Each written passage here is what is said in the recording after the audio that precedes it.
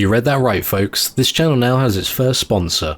The Warp is my friendly local gaming store, and since they recently started stocking the second edition of X-Wing, I figured this would be a good opportunity to introduce you to the game and show you how to play. So hello and welcome to Jim's Tabletop Wargaming.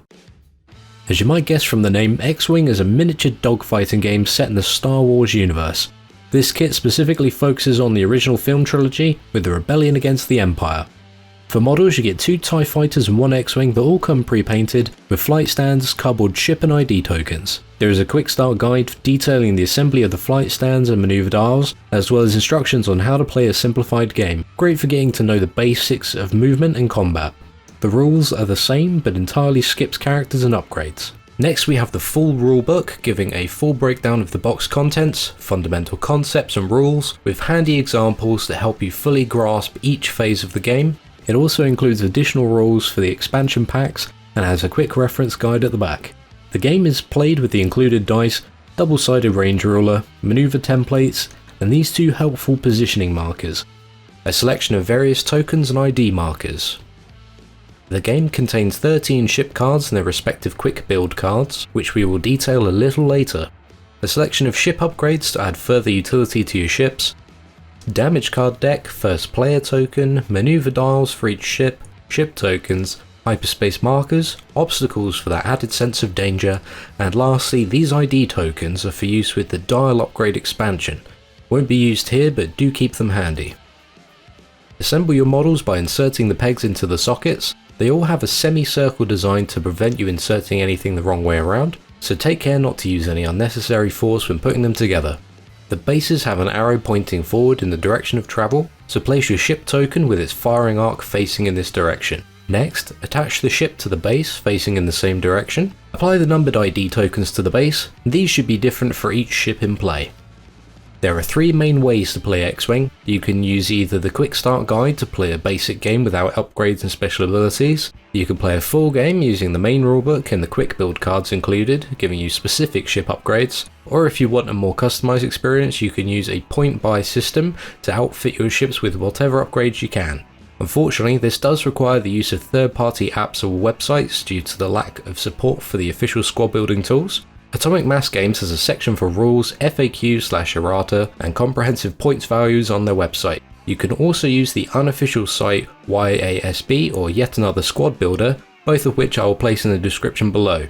There is also another way to play called Escalation, which uses the hyperspace markers for ship deployment. Both players work their way up through ship cards, so when a ship is destroyed it comes back stronger. This is primarily used with the quick build game, but you can work it into any of the other game modes. For this video, we'll keep it simple and focus on the quick build cards for the ship loadout. 4 included cards show the faction and ship type at the top, the name of the pilot. Those indicated with a dot are limited to 1 card of that name in your squad. For example, there is only 1 Luke Skywalker, so you would not expect to see him appearing twice. There are multiple pilots listed on each card. The threat level is indicated by this bar. The cards in the starter set go up to threat level 3. Both players agree on a threat level and build their squads around it. You can add the threat for each of the ships you include to make up the total for your squad. It also shows the upgrades or additional cards you will need for that ship and pilot. Where it is left blank, that denotes a basic pilot using a stock ship with nothing additional.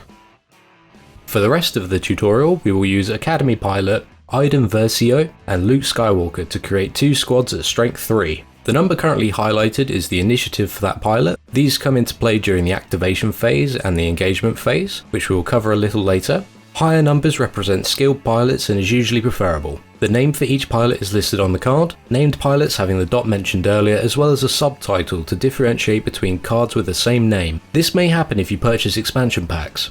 The faction ID is located here. The big text box in the middle is for card abilities. These offer some additional tricks to pull on your opponent. Iden Versio has the ability to prevent damage to a friendly TIE fighter at close range in exchange for spending a charge token. Luke, on the other hand, has the ability to recover a force token when defending from enemy attacks. Next, we have a list of actions a ship can perform. All 3 ships have the focus action. Choose this and apply a focus token to your ship that can be spent to change focus results on dice rolls you perform while attacking or defending. The TIE fighters have the evade action. This allows you to apply an evade token to your ship. These can be spent when defending to change 1 dice to an evasion. If either a focus or an evasion is not spent by the end of the round, the tokens are removed. The X-Wing has a target lock action, which allows you to place a lock token on an enemy ship within range 0 to 3. The token should have the same number as your ship ID for the sake of clarity. Target locks can be spent to reroll any of the attack dice during the engagement phase, and they can be a requirement for certain weapons such as missiles or torpedoes. You don't need to spend them to fire a torpedo, you just need a lock on the target and can spend it to reroll if you want.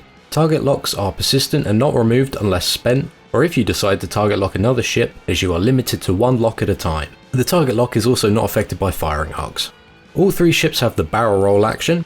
For this you move sideways by a length of the one straight template, so you are facing in the same direction, but can potentially avoid oncoming ships and obstacles. You cannot perform this action if you would overlap with another thing. You can only do one action during your activation phase unless a card states otherwise, so choose wisely. The next part is a little easier, as we're going to look at the attack dice for each ship's primary attack. This is the amount of dice you roll when attacking during the engagement phase. You get 1 attack during the engagement phase for that ship. Attack dice have 4 potential outcomes, either a blank result, which is a miss, a focus result, which was mentioned before and can be modified by a focus token to create our next result, a hit, and then the rarest of all results is a critical hit. Hits and crits count as 1 damage each. Damage removes shields if the ship has any, and reduces hull points once shields are depleted. Damage done by hits to the hull are represented by a face down damage card placed next to your ship card. Damage done by crits to the hull are represented by a face up damage card instead. These have various nasty effects. Some of those effects can be dealt with during your activation phase by performing the actions listed on the card if it has one, and then flipped face down. If your ship has a lingering effect from a damage card, apply the crit token to the model to represent this. Next we have the amount of defense dice you roll when being attacked. Each time you are defending against an attack, you can roll this amount of dice to try and evade the damage. There are 3 potential outcomes, either a blank result being a failure, a focus which can be changed to an evade as mentioned before using focus tokens, and of course the evade result. Each evade you roll or gain through either focus or evade tokens allows you to negate 1 damage each. For all purposes you should resolve hits before resolving crits. This number represents your hull points, or the amount of hits you can take to your hull before a ship is destroyed. If you have the same or more damage cards as you do hull points, then remove the ship from play and place it on its ship card. Shields are represented by an amount of shield tokens equaling this value. When you take hits, you flip the shield token to show it has been depleted. You do this instead of assigning damage cards to the ship, and critical hits are the same as just a standard hit against the shield. Any remaining hits go on the hull as stated before. Now we have charge tokens. This can be spent on abilities such as the one on Iden Versio. In this case it's a one-use ability, but some cards have a small arrow next to them to show that they can regenerate 1 token in the end phase, but unfortunately not in this example. Force charges work in a similar way, and in this case it does have an arrow, allowing a spent charge to be recovered in the end phase. Force charges can be used on force-specific things like the instinctive aim card, or alternatively they can be spent on focus dice results. Unlike a focus token, you can only change 1 result per charge, but you can spend as many charges as you have available to you. This works in both offense and defense. Lastly, the bottom of the card shows the ship icon and ship type. This helps identify what maneuver dial to use if you have one of those obscure ships from a show you don't watch, or don't know the names of every single ship in Star Wars canon. Make sure to have any shield, charge and force tokens you need next to your ship card when you set up to play. Each ship has a selection of cardboard ship IDs to use with each ship card. Make sure you have the correct ship IDs for the pilots you're playing with. They each have a coloured firing arc at the front, the initiative for the ship, pilot name, and the ship icon. The additional lines you see are for special weapons and other abilities that may specify a bullseye, a full arc, or a different arc entirely. For this game though, we will only need to focus on the front firing arc. The upgrades your ship has will be listed in the quick build card. Each upgrade can offer additional options and strategic advantages through abilities, actions, and weapons that can be used at various points in the game. Iden Versio has the outmaneuver and shield upgrade cards. The former removes a defense dice from your opponent when you're attacking if you're outside of its firing arc, making it easier for you to score hits, while the latter gives a shield token to the ship, allowing it to take 1 additional hit. Luke has 4 upgrade cards. Instinctive Aim allows you to spend a force token to ignore the focus or target lock requirements for special attacks such as torpedoes. This can be great if you have a perfect shot but no target locks. R2-D2 makes an appearance with 3 charge tokens to spend on his ability. Instead of shooting that turn, you can recover a lost shield token. Some upgrade cards are limited to a specific faction. Disarm tokens are removed during the end phase. Proton torpedoes are a type of special or secondary weapon. To attack you need to have a target lock, or you can use your instinctive aim instead, as mentioned before. You have 2 charges representing the limited ammo of 2, and you can change 1 hit to a crit result. This section shows the firing arc restrictions, so the target must be in your firing arc, the amount of dice you roll, the range from the target you must fire from, and this little icon here means that the range bonuses do not apply. Lastly, we have Servo Motor S-Foils. This card can be flipped before activation. If the card is on its closed side, you lose 1 attack dice from your primary attack, but gain 2 new actions you can perform. Instead of your normal actions, you can choose to either boost or gain a focus token and perform a red boost, granting you a stress token. The main difference between boost and a red boost is just that stress token. Boosting grants you an additional movement of 1 either straight or on a gentle curve left or right. Some upgrade cards are limited to a specific ship. Now we have our ships and upgrades, let's get into a demonstration game. We start by assigning the first player token. This can be assigned randomly or chosen by the player with the lowest squad total. Since it's tied, we will randomly assign it to the rebels. X-Wing is played on a flat surface with a play area of 3 foot by 3 foot, or 91 centimeters. But as long as both players are happy, you can play on whatever size you have available. Take it in turn to pick an obstacle and place it towards the center of the board, keeping a distance of range 2 from all edges and range 1 from other obstacles. Next, we set up our ships at opposing board edges from each other. Place your ships in your deployment zone from the lowest initiative and ascending to the highest. Use the first player token as a tiebreaker if you need to. Ships should be set up within a range 1 of the board edge, as this is the deployment zone. Also keep in mind not to fly off any board edges, as a ship leaving the play area counts as fleeing from battle. Next, shuffle and place the damage deck face down, have your templates, dice, tokens and rulers handy as well. The game is split into 5 phases as follows: planning, system, activation, engagement and end phases. Since the core set does not include any cards that require the system phase, we can ignore it entirely and focus on just the 4 phases for now. Usually the system phase is for card abilities that specifically state they take effect in this phase. The planning phase largely revolves around planning out your movement. The maneuver dial shows all the potential movement options for a given ship and are specific to the ship printed on each dial. These consist of a number and arrow which corresponds to the movement templates as well as the direction of travel. Each round of X-Wing starts with the planning phase where all players select the movement they wish to perform and place a dial face down so no one else can see it. Once all players are ready, you move on to the activation phase where the movements are revealed and ships make their movement. Choose wisely as you are committed to whatever you selected. Red movements show a difficult feat to pull off and apply a stress token to your ship. Stress is persistent and prevents you from performing actions and any further red maneuvers. You can remove stress by performing a blue movement and a future activation, as these are easier to perform. White movements are just normal and have no additional effects.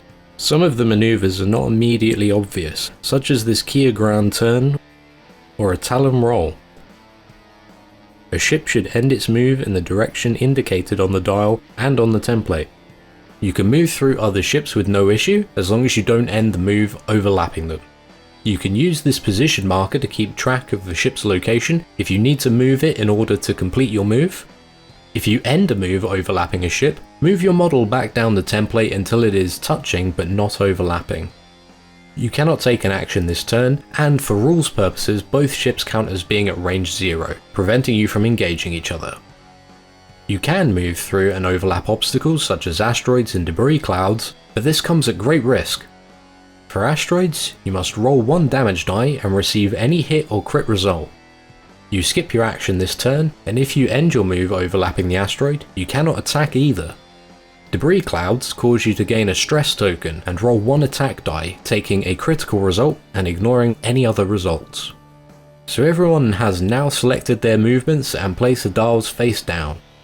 It is time to activate. Starting with the lowest initiative player, reveal your movement, place the correct template for that movement in the front alignment notches, and move your ship to the end of the template, aligning with the rear notches. Now choose an action to perform and move on to the next in ascending initiative order, and repeat. Once all ships have moved and performed actions they are able to, it is time for the engagement phase. Starting with the highest initiative and descending down, each ship takes a turn firing one of either its primary or secondary weapons if it's lucky enough to have one. Each ship has a firing arc shown on the ship token. You cannot fire on ships outside of this arc unless told otherwise. You measure distances from base to base of the models through the closest point within your firing arc. Ships within range 1 grant you an extra attack dice to roll. Ships at range 3 are granted an additional defense dice. Anything outside of the range ruler cannot be targeted this turn. If a ship is destroyed by a pilot with the same initiative as the defender, it can still take its turn during the engagement before being removed, as it's considered to be happening simultaneously. If you are shooting through an obstacle, the defender gets an additional defense die. Ships do not count as obstacles unless stated otherwise. The last phase is the end phase. This is where you clean up the non-red round tokens such as focus and evasions that have gone unspent, as well as any disarm tokens. Once done, repeat by going back to the planning phase and continue until one of you is victorious and wipes out their opponent. So there you have it. This should be enough information to get you started playing X-Wing. You can purchase expansions containing new ships, cards and upgrades to flesh out your squad. You are not just limited to this one era of Star Wars either, as there are ships available for the Clone Wars conflicts as well. If you live in the UK and want to grab a copy of the starter set, or just to expand your collection, I will leave a link to the channel sponsor in the description. Please check them out and remember, the Force will be with you, always.